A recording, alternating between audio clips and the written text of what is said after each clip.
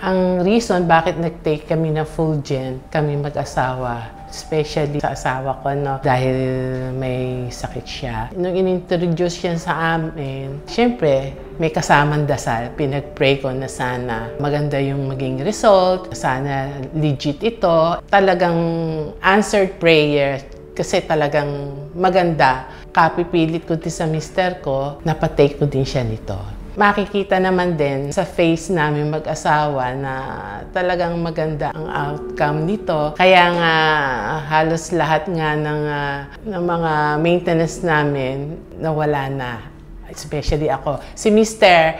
lately lang. Naiwan lang sa kanya yung losartan. Makikita naman sa kanyang recent na lab test. Makikita doon na nag-normal lahat ang kanyang about sa heart niya. Tuwa yung doktor niya. Nalaman ko yung Fulgent product sa kumari ko. Kasi pagdating sa supplement, nagkakaintindihan kami dalawa. Isa lang masasabi ko, itry nila ito.